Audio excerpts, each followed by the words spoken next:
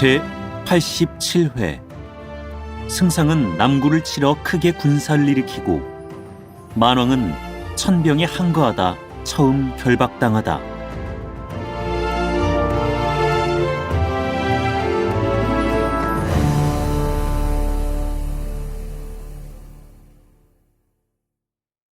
한편 제갈 승상이 성도에서 정사를 맡았는데 대소사를 막론하고 모든 일을 친히 공평하게 처리하니 양천 백성들이 마음껏 태평을 즐기게 되어 밤에도 문을 닫아 걸지 않으며 길에 떨어진 물건이 있어도 주워가는 자가 없었다.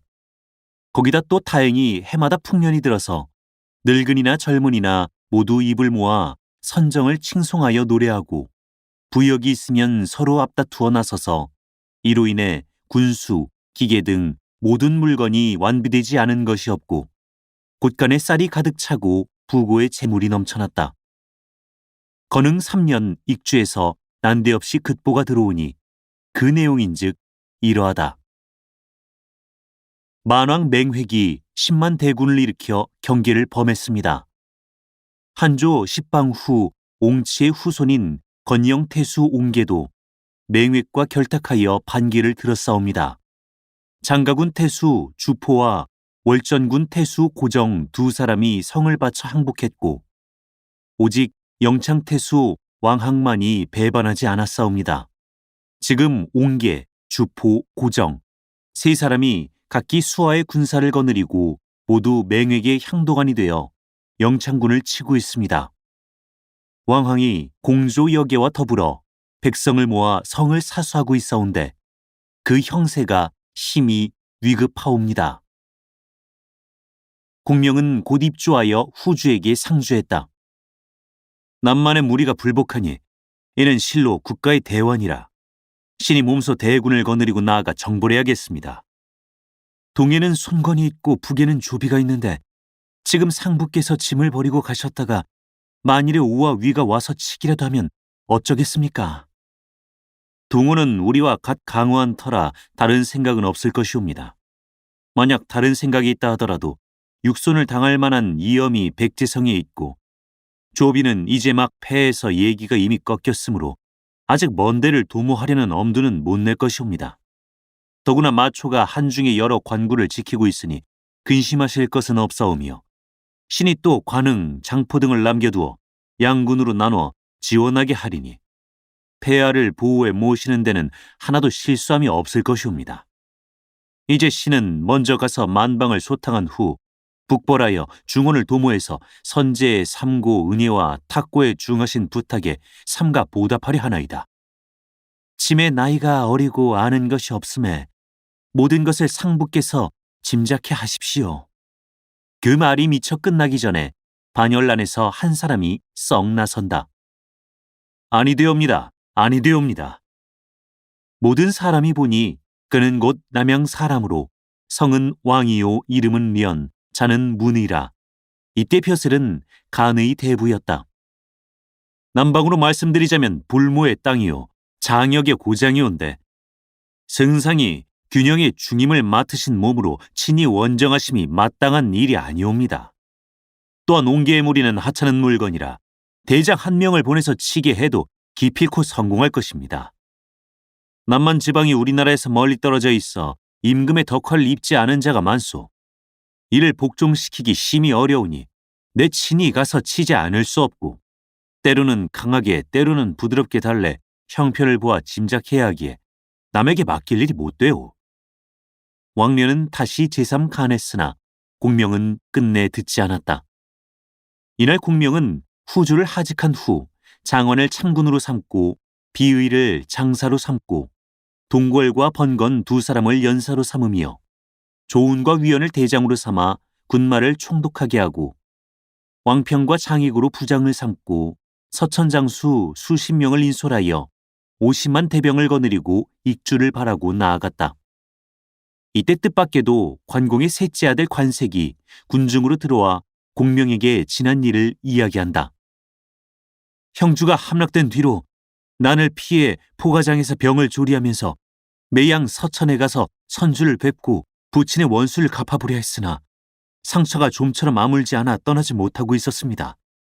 이제야 상처가 나았는데 소식을 알아보니 동호에 있는 원수는 이미 다 잡혀서 죽임을 당했다기에 그 길로 나가서 서천으로 황제를 뵈러 가던 중에 남정하는 군사를 만나 찾아와 뵙는 터입니다. 공명은 그의 말을 듣고 경탄하기를 맞이하느며 사람을 보내서 조정의 아뢰고 관색을 전군 선봉으로 삼아 남정군에 가담시켰다. 그리하여 수많은 인마가 각기 대우를 따라서 행군하며 줄이면 먹고 목마르면 마시고 밤에는 쉬고 새벽에는 길을 떠나는데 대군이 지나는 곳 어디에서도 백성의 것을 취하는 일이 없었다. 이때 옹계는 공명이 몸소 대군을 통솔해 온다는 말을 듣자 즉시 고정 주포와 상의하고 군사를 세 길로 나누어 고정은 중로를 맡고 옹계는 좌편, 주포는 우편에 있어 각기 군사 5, 6만 명씩을 거느리고 맞서기로 했다. 이리하여 고정은 악환으로 전군 선봉을 삼았는데 악환은 신장이 구척이요 용모가 추악하고 한자로 방천극을 쓰며 만부부당지용이 있었다. 악환은 촉병을 맞아 싸우려고 본부 군사를 거느리고 본진을 나섰다. 이때 공명은 대군을 통솔하고 익주 경기에 이르렀다. 선봉 위원과 부장 장익 왕평이 막 익주 경기에 들어서다가 마침 악환의 군마를 만났다. 양군이 각기 진을 치고 마주 대하자 위원이 말을 타고 나서며 크게 꾸짖었다. 반적은 빨리 항복하라! 악환은 말을 달려나와 위원과 어우러져 싸웠다. 그러나 두어압에 위원이 거짓 패해서 탈환하니 악환은 그의 뒤를 쫓았다. 두어 마장도 다 못 가서 함성이 크게 진동하며 장익과 왕평의 양로군이 지쳐나와 악환의 후루를 끊고 위원이 또 되돌아서서 친다. 세 장수가 힘을 합해서 마침내 악환을 사로잡아 본영의 공명에게 끌고 갔다. 공명은 그 결박을 풀어주고 술과 음식을 차려 대접한 다음 물었다. 그대는 어느 사람의 수하장수인가? 저는 고종 수하의 장수입니다. 내 고종이 본래 충이 지사인데 옹계의 꼬임에 빠져서 이러는 것을 알고 있노라. 그대를 놓아줄 것이니 돌아가서 고태수에게 빨리 조정에 귀순해서 큰 화를 면하라고 일러라. 악환이 절하여 살해하고 돌아가 고종에게 공명의 덕을 이야기하니 고종은 듣고 또한 감격해 마지 않았다. 다음 날 옹계가 고종의 영체로 찾아왔다. 인사가 끝나자 옹계가 물었다. 어떻게 악환이 돌아올 수 있었소? 제갈량이 의로서 놓아주었다오. 이것은 바로 제갈량의 이간계요. 그가 우리 두 사람 사이를 불화하게 만들려고 이 꾀를 쓴 것이오. 고정이 반신반의하며 생각을 정하지 못하는데 호련 초계 장수가 싸움을 청한다는 보고가 들어왔다. 옹계가 몸소 3만 명을 거느리고 나가서 맞았다. 그러나 두어압이 못되어 옹계가 말을 돌려 탈환하니 위원은 군사를 통해서 그 뒤를 몰아쳐 20여리나 쫓아갔다 돌아왔다. 다음날 옹계는 또 군사를 거느리고 싸우러 왔다. 그러나 공명은 연하여 사흘을 나오지 않는다. 네 번째 날에 옹계와 고정은 군사를 두 길로 나눠서 촉병의 영세를 뺏으러 왔다. 공명은 위원에게 명하여 군사를 양분해 도중에 매복시켰다. 이날 과연 옹계와 고정이 양로병이 왔다가 복병이 일시에 영습하는 바람에 그 태반은 살상당하고 또 무수히 사로잡혔다. 공명은 사로잡은 자들을 모조리 대체로 끌고 오게 했는데 옹계의 수하병사와 고정의 수하병사를 각각 따로 가둔 다음 군사를 시켜서 소문을 퍼뜨렸다. 고정 쪽 사람들만 살려주지 옹계 쪽 사람들은 모조리 죽인다더라. 군사들은 이 말을 마음에 새겨두었다. 그로써 조금 지나 공명은 옹계 쪽 사람들을 장전으로 끌어오라고 해서 물었다. 너희들은 어느 사람 수하의 군사냐? 군사들은 거짓말을 했다. 소인들은 고정 수하의 사람들이옵니다. 공명은 그들을 모두 살려주라고 이르고 술과 밥을 먹이고 좋은 말로 위로한 다음 사람을 시켜서 경계 밖까지 데리고 가서 모조리 놓아주어 저희 영체로 돌아가게 했다. 그런 다음 공명이 또 고종 쪽 사람들을 불러들여서 물으니 모두 아랜다. 실상은 소인들이 정말로 고종 수하의 군사들이옵니다. 공명은 그들 역시 모두 살려주고 술과 밥을 내린 다음 짐짓 이런 말을 했다. 옹계가 오늘 내게로 사람을 보내 항복을 청해 장차 너의 주인과 주포의 수급을 갖다 바치고 제 공로로 삼겠다 하더니만 내가 인정해. 그것은 차마 못하겠다. 너희들이 고종 수하의 군사라고 하기에 놓아 보내는 것이니 다시 배반해서는 안 되느니라. 2번 다시 잡혀오는 날에는 용서가 없을 줄로 알렸다. 군사들은 절하여 살해하고 본체로 돌아가 고종에게 가서 이 일을 다 이야기했다. 고종이 곧 사람을 가만히 옹계의 영체로 보내서 소식을 알아오라 명했는데 돌아와 고하는 말이 옹계 군사 중 절반이 잡혀갔다가 풀려나온 자들인데 그들이 공명의 덕을 이야기하는 것을 보면 옹계 수하의 군사들이 많이들 고종에게로 올 마음을 가지고 있다 한다. 비록 그렇기는 하지만 고종은 종시 불안해서 이번에는 사람 하나를 공명의 영체로 보내 허실을 탐지해오게 했는데 이자가 그만 길을 지키는 군사에게 붙잡혀 공명 앞으로 끌려갔다. 공명은 짐짓 그 군사를 옹계 쪽 사람으로 알고 있는 체하고 장중으로 불러 묻는 것이다. 너희 원수가 고종과 주포 2사람의 수급을 갖다 바치겠다고 언약했으면서 어찌하여 정한 길을 어긴단 말이냐? 네 이놈! 그렇게 멍청한데 어떻게 세장 노릇을 한단 말이냐? 군사는 그저 모호하게 대답할 따름이다. 공명은 그에게 술과 밥을 먹이고 나서 밀서 한 통을 써서 주며 부탁했다. 내 이 글어를 옹기에게 주고 빨리 손을 써서 이를 그르치지 말라고 일러라. 세작은 절하고 물러나와 고종에게 가서 공명의 글어를 올린 다음에 옹계가 이러이러하게 했다더라고 이야기했다. 고종은 밀서를 보고 크게 노하여 나는 진심으로 대하는데 제놈이 도리어 나를 해치려고만 하니 참을 수 없구나 하고 즉시 악환을 불러 의논했다. 악환이 말했다. 공명은 어진 사람이니 그를 배반하는 것은 상스럽지 못합니다. 우리가 이번에 모반하게 된 것이 모두 옹계 탓이니 옹계를 죽이고 공명에게 항복하는 것이 좋겠습니다. 어떻게 손을 쓰겠는가? 술자리를 베풀고서 사람을 보내 옹계를 청하기로 하지요. 그가 딴 마음이 없다면 기꺼이 올 것입니다. 만약에 안 온다면 이것은 꼭 딴 마음이 있기 때문이니 주공께서는 앞을 들이치시고 저는 영체 뒤 소로의 군사를 매복하고 기다리면 옹계를 사로잡을 수 있을 것입니다. 고종은 그의 말을 조차 연석을 배설해 놓고 옹계를 청했는데 옹계는 풀려나온 군사들의 말에 의혹을 품고 두려워해서 오지 않았다. 그날 밤 고종이 군사를 거느리고 가서 옹계의 영체를 들이쳤다. 공명이 죽이지 않고 놓아보낸 군사들은 모두 고종에게 고마움을 느끼는 터라 이 기회에 싸움을 도우러 나섰다. 옹계의 군사는 싸우기도 전에 절로 혼란에 빠졌다. 옹계는 말에 뛰어올라 산길로 달아났다. 그러나 이리도 미처 못 가서 북소리가 울리는 곳에서 한때 군사가 내다르니 거느리는 장수는 곧 악환이었다. 악환은 방청극을 꼬나잡고 말을 몰아나오며 옹계에게 미처 손 놀릴 사이도 주지 않고 그를 한창에 찔러 말 아래로 거꾸로 뜨리고 머리를 썩둑 베어버렸다. 옹계 수하의 군사들이 모두 고종에게 항복했다. 고종은 2고을 군사를 다 데리고 공명에게 가서 항복하고 옹계의 수급을 장하에 바쳤는데 공명이 장상에 높이 앉아 좌우를 꾸짖어 고종을 잡아내 당장 목을 베라고 호령이다. 고종은 놀라서 물었다.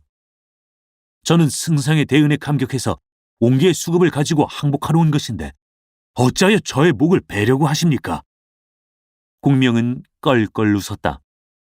거짓 항복하러 온 주제에 내가 그리 녹록히 속을 줄 알았는가? 승상께서는 무슨 증거로 그렇게 말씀하시는 것입니까? 공명은 갑속에서 글 한 통을 꺼내 고종에게 보여주었다. 주포가 이미 사람을 시켜서 가만히 항서를 보내 이르기를 그대가 옹계와 생사를 같이 하는 사귐을 맺었다고 했는데 어찌 하루아침에 갑자기 이 사람을 죽일 수 있단 말이냐? 그것으로 내가 너의 말이 거짓임을 안 것이다. 고종은 너무나 억울했다. 그건 주포가 이간을 놓은 것이옵니다. 승상께서는 결코 믿지 마십시오. 나 역시 한쪽 말만 믿기 어려우니 그대가 만약 주포를 잡아온다면 그때는 진심을 믿겠다.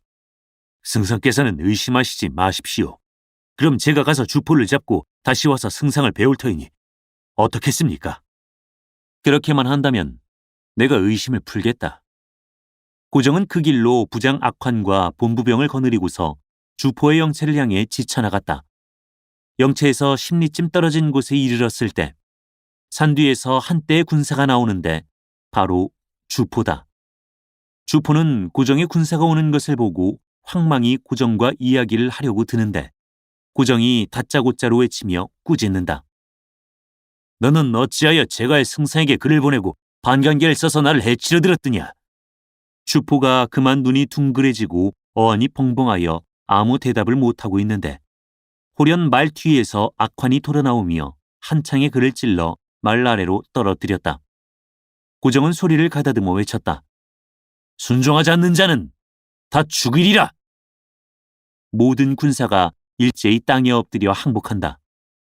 고정이 두 고을 군사들을 거느리고 공명에게 와서 주포의 수급을 장하에 바치니 공명은 크게 웃으며 말한다. 내 짐짓 그대를 시켜 이 두 도적을 죽여 충성된 마음을 표하게 한 것이다. 공명은 고정을 익주 태수로 삼아 세 고을을 다스리게 하고 악환을 아장으로 삼았다. 삼로군마가 이로써 다 평정되었다. 이에 영창태수 왕항이 성에서 나와 공명을 영접했다. 공명은 성으로 들어가 왕항에게 물었다. 공과 더불어 이 성을 끝까지 함께 지켜낸 사람이 누구요? 제가 이 고을을 무난하게 지켜낼 수 있었던 것은 죄다 영창 불위현 사람으로 성은 여요, 이름은 개, 자는 계평이라는 사람의 힘입니다. 공명은 곧 여계를 불러들이도록 했다. 여계가 들어와서 예를 들이자 공명이 그에게 물었다. 공이 영창의 고명한 인사임을 내 들은 지 오래인데 이번에 이 성을 보존할 수 있었던 것도 공의 힘이 실로 크다 하겠소. 내 지금 남만 지방을 평정하려 하는데 공은 어떠한 고견을 가지고 계시오? 그 말을 듣자 여기는 도본을 한 장 꺼내 공명 앞에 내놓으며 말한다. 제가 이 고을에서 벼슬을 살면서부터 남방 사람이 모반하려는 것을 알고 가만히 사람을 그 경계에 보내 군사를 주둔할 만한 곳과 교전할 만한 자리를 조사하게 하여 도본 하나를 만들어 놓았소이다. 이것을 평만지장도라 이름 붙였는데 명군께 바치니 한번 보시면 남만을 정벌할 때 도움이 될 줄로 아옵니다. 공명은 크게 기뻐하며 곧 여계를 행군 교수로 삼아 향도관을 겸하게 하고 군사를 거느리고 나아가 남만의 경계에 깊이 들어갔다. 대군이 진군을 계속하는 중에 문득 천자의 사자가 이르렀다고 고해왔다. 공명이 중군으로 청해드리는데 들어오는 사람을 보니 흰 도포에 흰 옷을 입은 것이 바로 마속이다. 그의 형 마량이 근자의 세상을 떠났기에 마속이 상복을 입은 것이었다. 마속이 아랜다. 주상의 칙명을 받들어 군중에 하사하시는 술과 비단을 운반해 왔습니다. 공명은 조서를 받고 나서 칙명에 따라 일일이 나누어 준 다음에 마속을 장막 안에 머물게 하고 같이 이야기를 나눴다. 공명이 물었다. 그대도 알겠지만 내가 천자의 조서를 받들어 만방을 평정하려 하는데 유상의 식견이 극히 고명하다 하니 어디 의견을 말해주시게. 마속이 제 소견을 말했다. 그럼 어리석은 소견이나마 한 말씀 아뢰겠습니다. 부디 승상께서는 살펴주십시오. 원래 남만은 벽지에 있고 산세가 험합니다. 그리하여 이를 믿고 국가에 복종하지 않은 지가 오래인데 비록 오늘은 정벌되어도 내일은 다시 배반하고 말 것입니다. 승상의 대군이 저곳에 이르면 틀림없이 저들이 복종하겠습니다만 회군하시는 날에는 또 북으로 조비를 치러 가셔야 할 것이지요. 그때는 만병이 우리가 허한 것을 알고 당장에 또 배반하려 될 것입니다.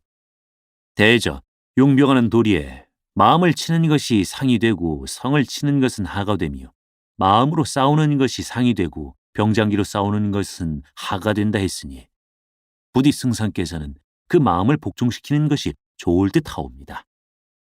유상이 내 마음속을 환히 알고 있구려. 공명은 감탄하고 마속을 참군으로 삼고 즉시 대병을 통솔하여 앞을 바라고 나아갔다. 한편 만왕 맹획은 공명이 계책을 써서 옹기의 무리를 깨뜨렸다는 말을 듣자 새 동해의 원수들을 모아 이를 의논하기로 했다. 제1동은 그만 3결 원수요. 제2동은 동다나 원수요. 제3동은 곧 아회남 원수다. 세 동 원수들이 모이니 맹획은 영을 내렸다. 이번에 제가 할 승상이 대군을 거느리고 우리 경계를 침범하니 우리는 힘을 합해 싸울 수밖에는 없다. 너희 세 사람은 군사를 세 길로 나누어서 가되 이기는 자는 동주로 삼으리라. 이에 금한 3결은 중로를 취하고 동다나는 좌로를 취하고 아회남은 우로를 취하는데 각기 5만 명씩을 거느리고 군령을 받아 떠났다. 이때 공명이 대체 안에서 군사를 의논하고 있는데 호련 척후병이 나는 듯 들어와 고한다. 세동 원수들이 군사를 3로로 나누어 공격하고 있다 한다. 공명은 곧 조운과 위원을 불러들였다. 그러나 일껏 불러놓고도 그들에게는 아무런 분부를 하지 않고 왕평과 마충을 들어오라 해서 말을 일러주는 것이다. 지금 만병이 3로로 쳐들어오는데 내가 자룡과 문장을 보내고 싶어도 이 두 사람은 지리를 모르는 까닭에 쓰지 못하는 것이다.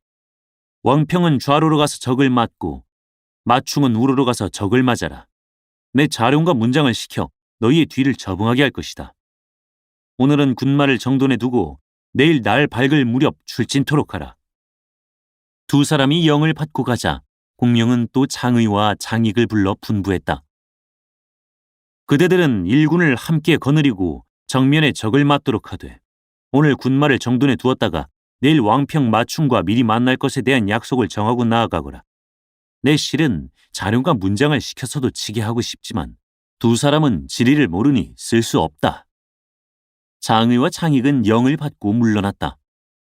조은과 위원은 공명이 자기들을 써주지 않는 것을 보고 모두 노여워했다. 공명이 그들을 돌아보고 말했다. 내가 공들을 쓰지 않으려는 것이 아니라 공들이 중년에 잘못 험지에 들어갔다가 만일의 계책에 빠지기라도 해서 혹시나 예기를 잃게 되지 않을까 저하기 때문이요. 그 말에 조운이 만일 저희들이 지리를 난다면 어찌하시겠습니까? 하고 한마디 했으나 공명은 공들은 그저 조심하고 망동하지 않는 것이 좋겠소. 라고 대답할 뿐이다. 두 사람은 화를 누르며 물러나왔는데 조운이 위원을 자기 영체 안으로 청해 말했다. 우리 두 사람은 선봉인데도 도리어 지리를 모른다면서 쓰려 하지 않고 저 젊은 것들을 쓰니 이게 무슨 꼴인가. 우리 두 사람이 지금 곧 말을 타고 나서서 친히 알아보기로 합시다. 도인을 붙잡아 길잡이로 삼아서 만병을 대적하면 대사를 가히 이룰 수 있으리다.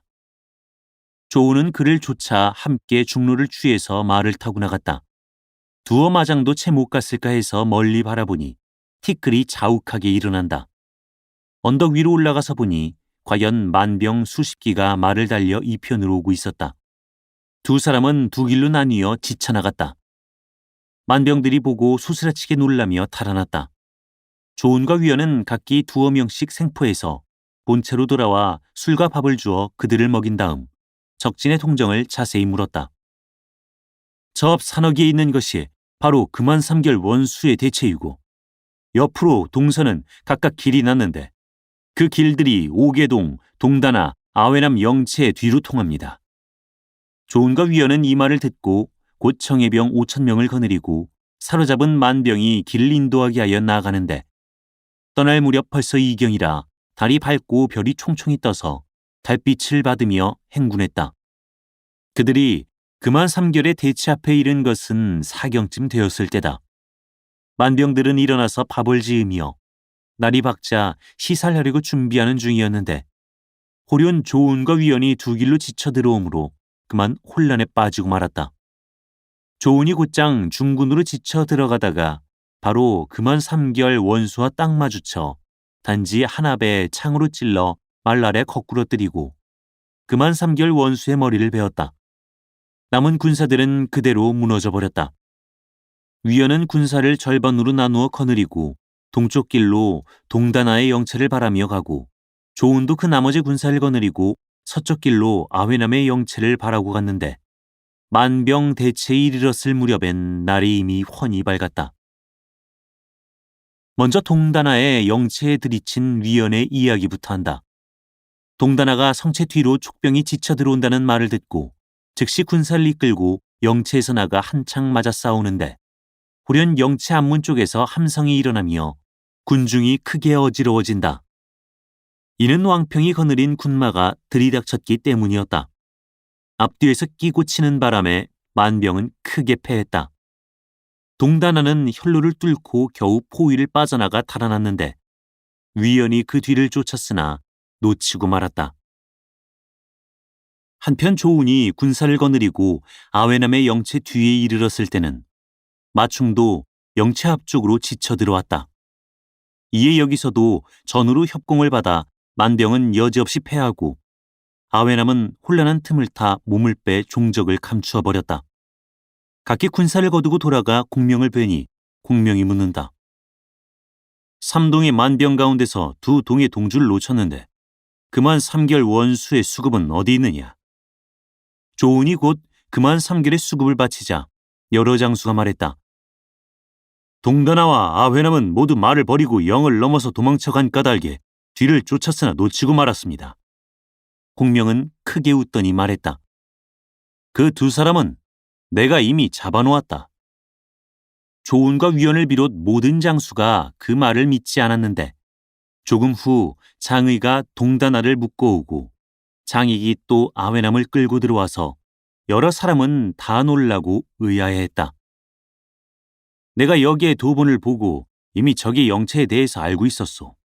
그리하여 짐짓 말로써 자룡과 문장을 격동해서 적진 깊이 들어가 먼저 그만 3개를 깨뜨리고 다음에 군사를 나누어 좌우 영체의 뒤로 빠져나가게 하고는 왕평과 마충으로 접응하게 했던 것이니 자룡과 문장이 아니고는 이 소임을 감당할 수 없었을 것이오.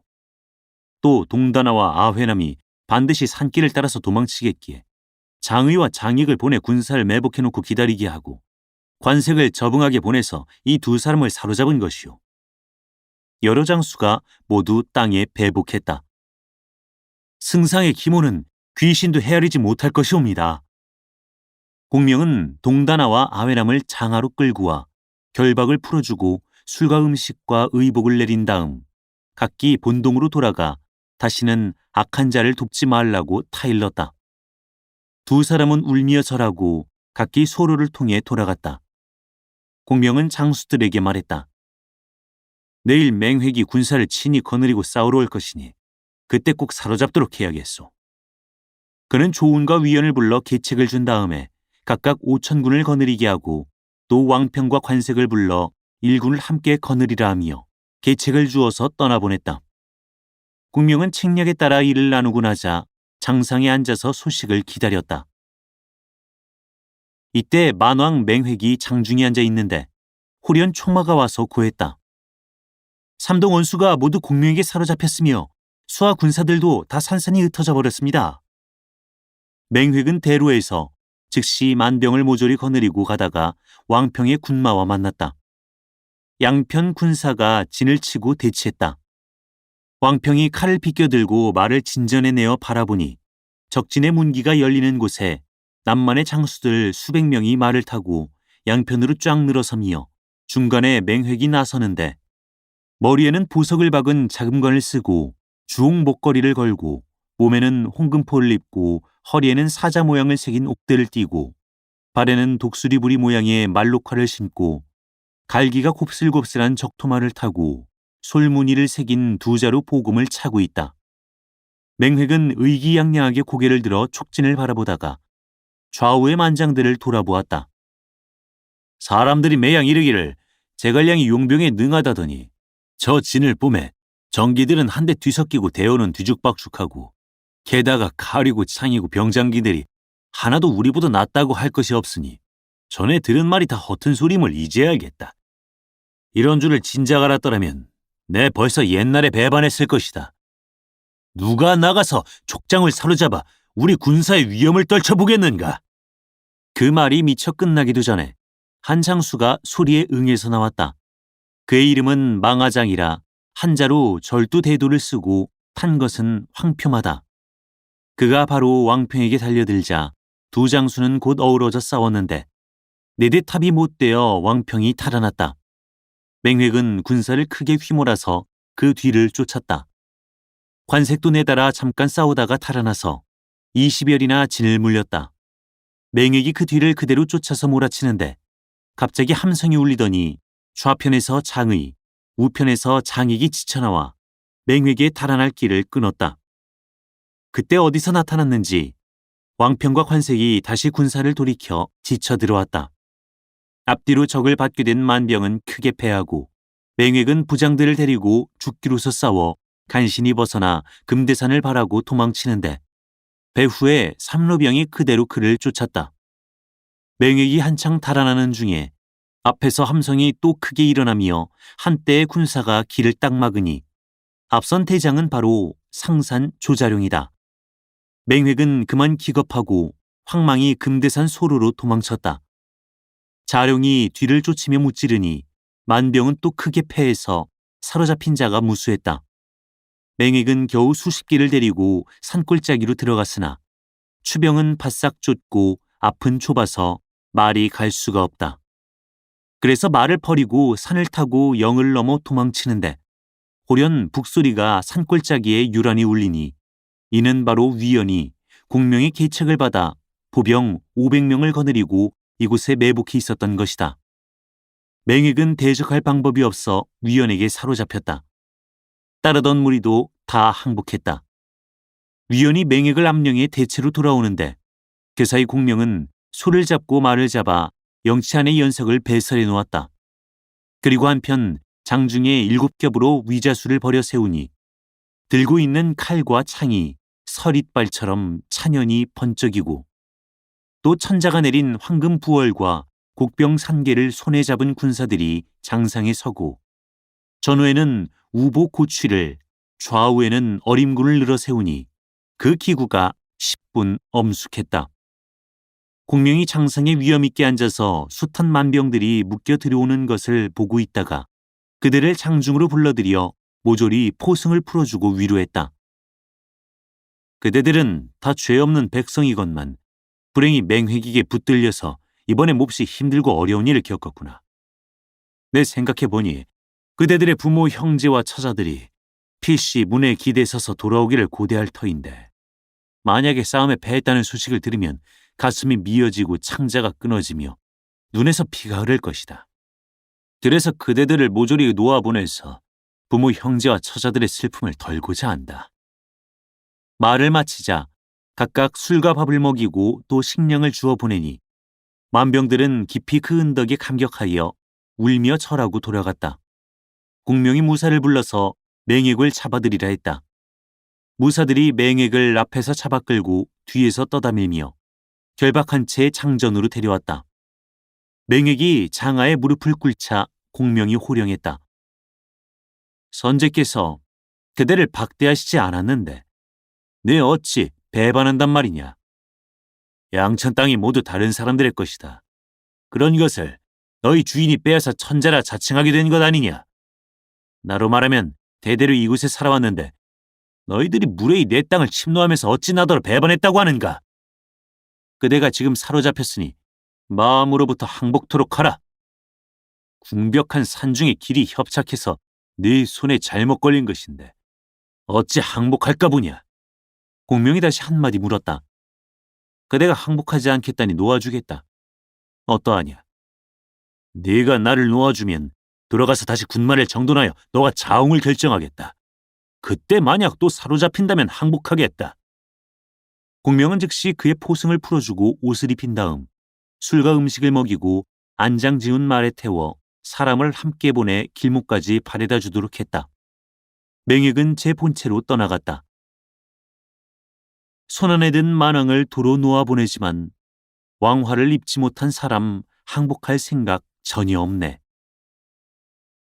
다음번 싸움이 어찌 될 것인고 다음 회를 보라. 사단법인 올제 제작, 낭독 공준호, 번역 연변인민출판 삼국지 번역팀.